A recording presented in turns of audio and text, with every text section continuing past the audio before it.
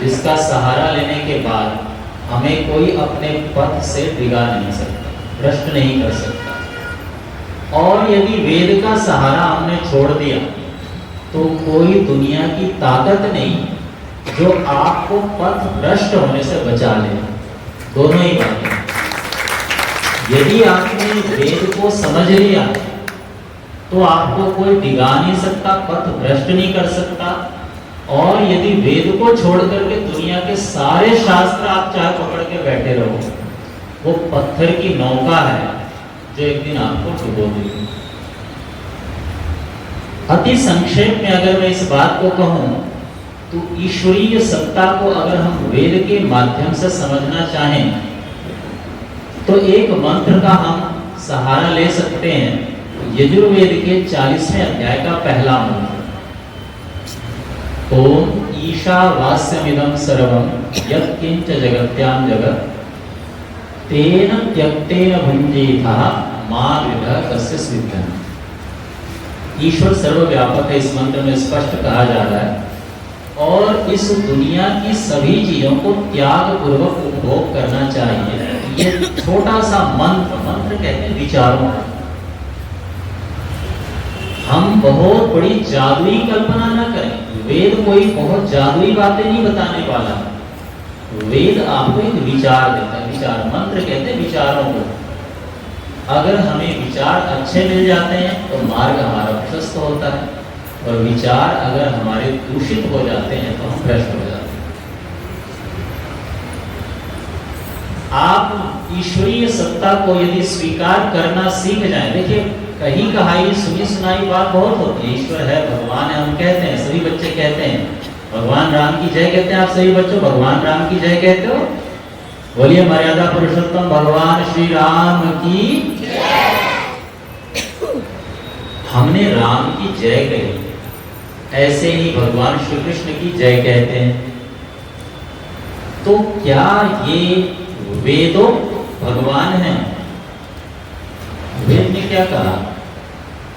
ईशावास्यमिदं सर्वम्, ईश्वर जगत के कण कण में वास करता है। अब मुझे बताना बच्चों, आपको बच्चों से बात करना बड़ा अच्छा लगता है। ये आगे आने वाली पीढ़ी यही है। अगर इनको हमने ट्रेंड कर दिया तो समझो आपने बहुत बड़ा ऋण चुका दिया ऋषि का। तो बच्चों, एक तरफ तो भगवान वेद कह रहे हैं कि भगवान जगत के कण कण में विद्यमान है। भगवान राम उत्पन्न हुए। अब आप बताइए मुझे, क्या भगवान कण कण में विद्यमान रहे? सच सच बोलना। भगवान राम उत्पन्न हो गए तो क्या वो एक जगह पे रहे या पूरी दुनिया में छाए रहे? एक जगह पे थे। कहाँ पे पैदा हुए? कहाँ पे? अयोध्या में। आपको पता है, बहुत अच्छे बच्चे हो आप। तो अयोध्या में थे तो दिल्ली में तो थे नहीं। और वेद कहता है ईशावास्यमिदं सर्वम्, ईश्वर तो सब तरफ होना चाहिए। अब बताइए, आपका भगवान तो सब तरफ व्याप्त ही नहीं रहा, फिर कैसा भगवान? और ये सवाल मैं नहीं करता, ये सवाल पराई आस्था वाले आपसे करते हैं। तो मैं तो आपकी आंखें खोल रहा हूं थोड़ी सी। पराई आस्था वाले, जो हिंदू धर्म से इतर आस्था रखने वाले लोग हैं, वे आपसे ये प्रश्न पूछेंगे, जब आपके पास क्या जवाब है? जो भगवान राम अयोध्या में पैदा हुए और वैसे ही पैदा हुए जैसे आप अपनी माता और पिता की गोद से पैदा हुए, तो वो सर्वव्यापक तो नहीं हुए, वो इस कसौटी में तो खड़े नहीं उतरे ईशावास्यमिदं सर्वम्। और इसी तरह से योगेश्वर श्री कृष्ण जी माता और पिता की कोख से उत्पन्न हुए। ये हमारी आस्था की पराकाष्ठा देखिए। एक मानव जो सामान्य गर्भ से उत्पन्न हो रहा है हमारी तरह, उसको भी हम भगवान कह रहे हैं। पराई आस्था में भगवान तो जादुई तरीके से पैदा होते हैं, वो कुंवारी कन्या के गर्भ से पैदा हो जाते हैं। लेकिन हमारे यहाँ भगवान भी माता पिता के यहाँ से पैदा हो। वेद उससे भी आगे की बात कहता है कि जो आपका भगवान है वो सब तरफ व्याप्त है। तो अब ये प्रश्न आपके मैंने मस्तिष्क में छोड़ दिया बच्चों। अब ये भगवान की कसौटी पे आप खरा उतारने की कोशिश करो कि हम उन्हें भगवान क्यों कहें, कि जो सर्वव्यापक नहीं है, जो एक देशी है, एक देश में वास करता है, उस एक देशी को हम भगवान क्यों कह रहे हैं। तो इसका थोड़ा सा हम और आगे चलते हैं। आप आंखों से देखते हैं, आंखों से देखते हैं आप बच्चों सभी, या कान से देखते हो? आंखों से दिखाई देता है ना हमें, कान से तो नहीं दिखाई देता। कान से हम सुनते हैं, बहुत प्यारे बच्चे, बहुत बढ़िया। कानों से हम सुनते हैं, आंखों से हम देखते हैं। अच्छा, जो जीभ है क्या उससे सुन पाते हैं या देख पाते हैं? उससे हम क्या करते हैं? बोल पाते हैं, वो कर्म इंद्रिय है। और कुछ ग्रहण कर पाते हैं, रस ले पाते हैं। क्या ले पाते हैं? रस ले पाते हैं, जिसको हम स्वाद कहते हैं, टेस्ट। आपको टेस्ट आता है ना? टेस्ट किससे आता है? जीभ से आता है। तो 3 इंद्रियां मैंने बता दी। आंखों से हम देखने का काम कर रहे हैं, जीभ से हम रस को ग्रहण कर रहे हैं, कोई खट्टा है, मीठा है, तीखा है, वो किससे पता चल रहा है? आंखों से, हमें जीभ से पता चल रहा है।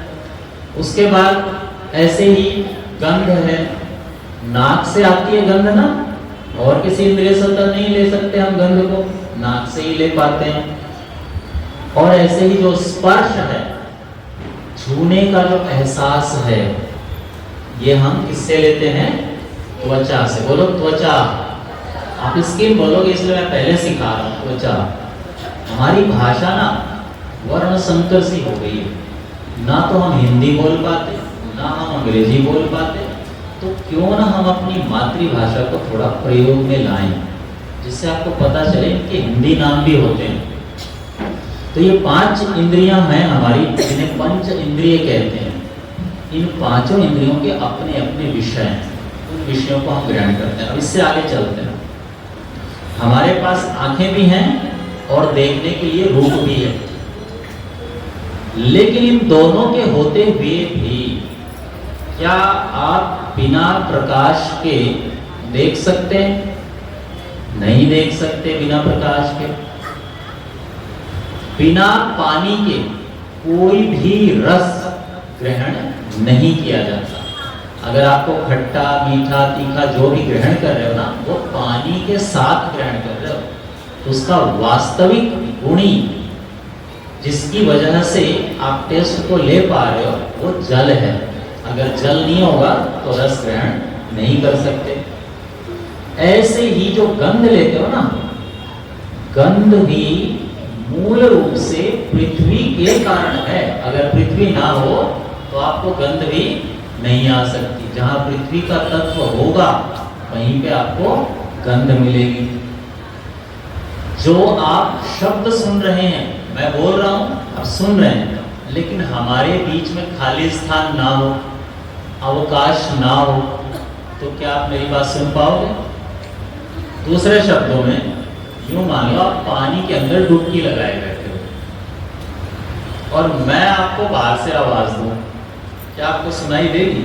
आवाज नहीं सुनाई देगी, क्योंकि वहां पे अवकाश नहीं है, खाली स्थान नहीं। तो शब्द को क्या चाहिए? आकाश चाहिए। संक्षेप में कहूं तो रूप जो हम देखते हैं वह गुण है, जिसका गुणी रोशनी, प्रकाश है या सूर्य है। सूर्य को प्रकाश का केंद्र समझा जाता है, तो आप प्रकाश ही कह लीजिए। बिना प्रकाश के हमें रूप दिखाई नहीं देगा। तो पहले नंबर पे प्रकाश है, जिसके कारण रूप दिखाई देता है। रूप को देखने के लिए आंख चाहिए। आपने सबसे पहले आंख समझा होगा, आंख से दिखाई देता है? नहीं, पहले प्रकाश चाहिए। प्रकाश के बाद देखने के लिए कोई वस्तु चाहिए, कोई रूप चाहिए। उस रूप को आभास करने के लिए आंख चाहिए। ऐसे ही रस को ग्रहण करने के लिए पहले जल चाहिए। जल के बाद कोई टेस्ट है, कोई रस है, कोई किसी प्रकार का खट्टा मीठा तीखा रस है, उसको आप जल के माध्यम से ग्रहण करते हैं और वो भी जीभ के द्वारा। तो तीसरे नंबर पे जीभ है जो स्थूल रूप में, सूक्ष्म रूप में तो वो जल है। जल के कारण रस बना, रस के कारण जीव बनी। ऐसे ही प्रकाश के कारण रूप, और रूप का जो ग्रहण करने वाला मोटा तत्व है उसे आंख कहते हैं। और इसी प्रकार से अन्य जो बच गए उनको ले लीजिए। शब्द जो आप सुन रहे हो वो आकाश का गुण है और आकाश गुणी है। मेरी बात को आप स्पष्ट रूप से समझ पा रहे हो? मोटी मोटी बात कह रहा हूं, जो आप देखते सुनते हो। अगर आकाश ना हो तो शब्द सुनाई नहीं देता। तो शब्दों का मूल धर्म आकाश है, जिसको गुण कहते हैं। गुणी आकाश है। गुण जो है शब्द या आवाज है, जिसको कान से हम सुनते हैं। कान उसका मोटा हिस्सा है जिससे हम ग्रहण करते हैं। ऐसे ही वायु जहाँ होती है वहीं पे हलचल होती है। हलचल होने से आप स्पर्श का अनुभव कर सकते हैं। जहाँ वायु नहीं होगी वहाँ हलचल नहीं होगी। आप थोड़ा सा इसको साइंटिफिकली प्रयोग करके देख लीजिएगा अपने विज्ञान के अध्यापकों के माध्यम से। अब मैं इससे भी परे की बात करता हूँ। आपको रूप दिखाई देता है, पता लग जाता है। आपको कभी खुशी या गम, दुख या सुख, पीड़ा दर्द एहसास हुआ है? कभी तो हुआ होगा। आप मुझे बताइए उसको किस इंद्रिय से ग्रहण कर रहे हैं? आपको कोई बुरी खबर मिली, आप दुखी हुए, रोने लग गए। उस दुख को आपने किस इंद्रिय से ग्रहण किया? ना तो वो आंख से, दुख तो आंख से अंदर जाने वाला नहीं। दुख आंखों से तो सिर्फ रूप ही दिखाई दे सकता है, कानों से शब्द ही सुनाई दे सकते हैं। ये जो सुख और दुख है ये किस इंद्रिय से अनुभव कर रहे हैं? थोड़ा बहुत, जिसको हम छठी इंद्रिय भी कह देते हैं कभी कभी, मन कह लीजिए। अंतःकरण से युक्त मन के द्वारा हम सुख या दुख को अनुभव करते हैं। देखिए बात वेद की चली है, इसलिए थोड़ी सी गंभीर बात है, सूक्ष्म बात है। वेद की बात को समझने का प्रयास करते हैं, फिर आपको पता लगेगा कि हम जिसे परमात्मा कहते हैं, भगवान कहते हैं, वस्तुतः वो भगवान है, परमात्मा है या आत्मा है। इसकी स्पष्टीकरण देना चाह रहा हूं। तो अंतःकरण युक्त मन के द्वारा हम सुख या दुख को अनुभव कर पाते हैं, ये शास्त्र कह रहे हैं। और आप भी अपने अनुभव से थोड़ा सा करके देखिए। अगर आपको दुख होता है तो आंखों के कारण हुआ, कानों के कारण हुआ, या किसी अन्य इंद्रिय के कारण हुआ, या सीधा अंदर हुआ। सीधा अंदर हो रहा है तो वह अंतःकरण से युक्त मन अनुभव कर रहा है। दूसरे शब्दों में और मोटे तौर पर समझते हैं, आप आंख वाले हैं, आप आंखें खुली रखते हैं, लेकिन मन आपका कहीं और होता है, तो आपकी आंखों के सामने जो घटना घट जाती है कभी कभी उसका पता ही नहीं चलता आपको। कई बार आपकी आंखें खुली होती हैं, आपके सामने से कोई गुजर गया, लेकिन किसी ने पूछा कि आपने उस अमुक व्यक्ति को गुजरते हुए देखा? आप कहते हैं नहीं, मैंने तो नहीं देखा। तो जाते हुए व्यक्ति ने देखा था, वो कहता है तूने मुझे देखा तो था, मैं तेरे सामने से गुजरा था। नहीं, मैंने तो नहीं देखा, कैमरे से भी चेक किया, देख तेरे सामने से गुजर रहा हूँ। तो कैसे कह रहे नहीं देखा? अरे मेरी आंखें तो खुली होंगी, मैं कहीं सोच और रहा हूँगा, मेरा मन कहीं और होगा। तो इंद्रिय यदि आपके मन से नहीं जुड़ा है तो आपका कनेक्शन अंतःकरण से, आत्मा से नहीं है। आपने कभी सुना है कि खाते खाते टीवी नहीं देखना चाहिए? कभी सुना है? क्यों बोला गया होगा? सोचो जरा। यदि आप खाना खा रहे हो, टीवी देख रहे हो, आपका मन किसी एक इंद्रिय से जुड़ेगा, या तो आंखों से या तो जीभ से। समझ पा रहे हैं मेरी बात को? इसीलिए कहते हैं आप बड़े बुजुर्ग कि जब आप खाना खाओ तो टीवी मत देखो, मोबाइल मत देखो। एक नया शैतान पैदा हो गया, जिसे मोबाइल कहते हैं। अगर इसको सही ढंग से प्रयोग करना जानोगे तो बहुत आगे जाओगे। तलवार है तो या तो अपनी टांगे काट लो या दुश्मनों से सुरक्षा कर लो, बात एक ही है।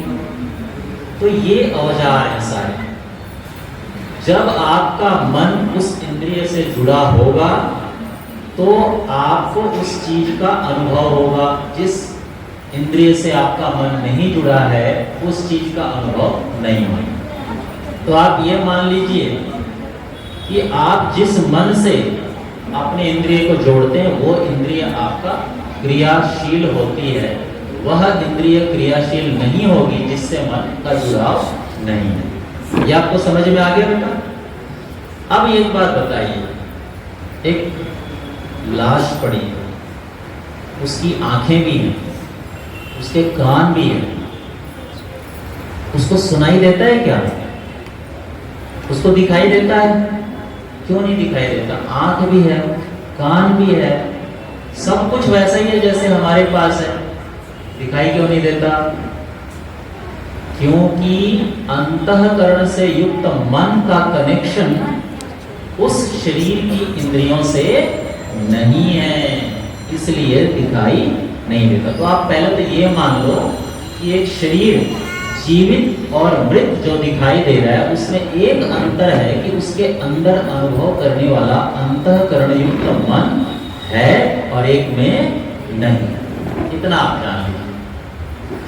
जब वह चीज है तो दिखाई दे रही थी, वह चीज नहीं है तो आंखों से दिखाई देना बंद हो गया। तो इससे हमें यह निष्कर्ष निकल कर आता है कि वस्तुतः जिस इंद्रिय से हम जुड़े होते हैं उसका हमें अनुभव होता है। आत्मा का जिस इंद्रिय से जुड़ाव होता है उस इंद्रिय का सुख या दुख आत्मा अनुभव कर पाती है। तो जो आत्मा है उसको भी गति कहीं से मिलती है, अर्थात रूप को देखने से प्रकाश के होने का अनुभव मिल जाता है, शब्दों को सुनने से आकाश के होने का अनुभव मिल जाता है, जल के रस को ग्रहण करने से जल तत्व के होने का अनुभव मिल जाता है। ऐसे ही इन तत्वों के होने से इन तत्वों को बनाने वाले का भी अनुभव हमें मिल जाता है। इसको हम कहते हैं अनुमान प्रमाण। आपने कई बार आग को जलते हुए देखा होगा। आग जब कभी जलती है तो उसमें से धुआं निकलता है।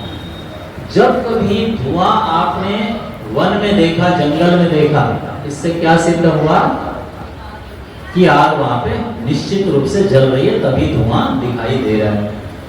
ऐसे ही जैसे आपको मैंने बताया, रूप को तभी देखा जा सकता है जब प्रकाश हो, कानों से शब्द को तभी सुना जा सकता है जब आकाश हो।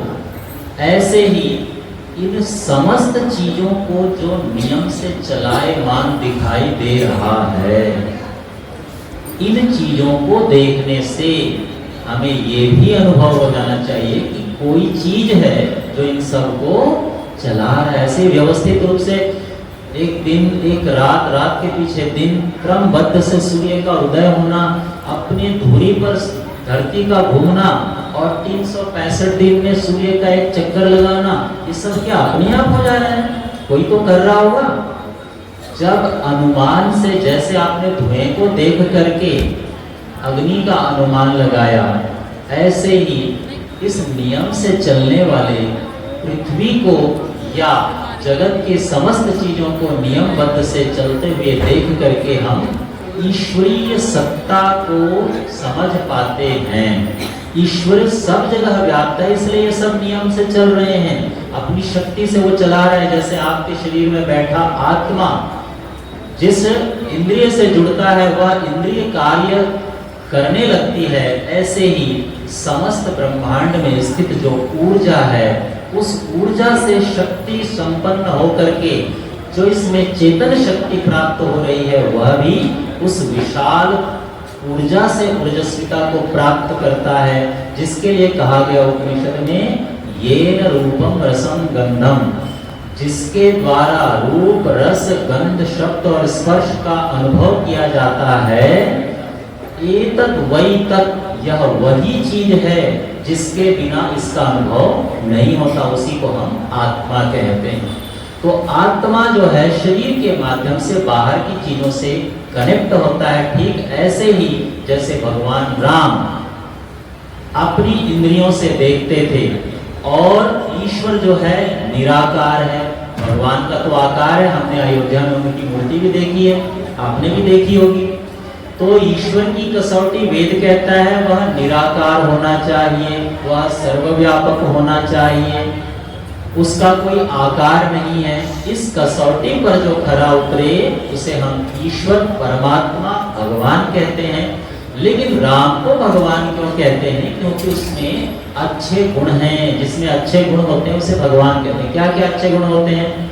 ऐश्वर्यस्य समग्रस्य धर्मस्य यशसः श्रियः, कि जिसमें ऐश्वर्य हो, शक्ति हो, जिसमें अच्छे गुण हो, जो यशस्वी हो, पुरुषार्थी हो, इस तरह के अच्छे गुण जिनमें होते हैं उनको भगवान कहते हैं। भग कहते हैं ऐश्वर्य को, वान मतु प्रत्यय से बनता है संस्कृत में, जिसके साथ मतु प्रत्यय बनता है उसको वान कहते हैं। जैसे धन के साथ मतुप लगा दे तो क्या बना? धनवान। ऐसे ही अन्य अनेक शब्द हैं, बल से जोड़ दिया तो बलवान बन गया, ऐसे ही भग से जोड़ दिया तो भगवान बन गया। भग कहते हैं ऐश्वर्य को। तो जिनमें ऐश्वर्यशाली थे हमारे राम, ऐश्वर्यशाली थे हमारे कृष्ण, इसलिए वो भगवान कहलाते हैं। ये वो भगवान है जिन्हें हम महापुरुष कह सकते हैं। ये वो भगवान नहीं है जिन्हें हम परमात्मा या ओम या वेद में जिसकी व्याख्या की गई है वो भगवान नहीं है। तो आप ये जान लीजिए, जब कभी आपको कोई कहे कि आपका भगवान कैसा, जो अपनी पत्नी की रक्षा ना कर सके, वो भगवान कैसा जो मारे मारे फिरते रहे, तो इस प्रकार से आप कह सकते हैं कि वो भगवान नहीं, वो हमारे कौन हैं? महापुरुष हैं। भगवान कौन है? वह जो सर्वव्यापक है। तो इसलिए सर्वव्यापक सत्ता के बारे में वेद का परिचय थोड़ा सा मैंने आपको दिया। वेद ही हमारा संबल होना चाहिए। अगर वेद को आपने अपनी धुरी बना ली, वेद को आपने अपना संबल बना लिया, तो दुनिया की कोई ताकत आपको भ्रमित नहीं कर सकती। आपको कोई भी पराई आस्था वाला व्यक्ति आपकी आस्था को चुनौती नहीं दे सकता। समय की सीमा होती है, आपको भी भूख लगी होगी। मैं समय की सीमा में अपनी वाणी को यहीं पर विराम देता हूँ। आप सभी का बहुत बहुत धन्यवाद। आप सभी ने जाना।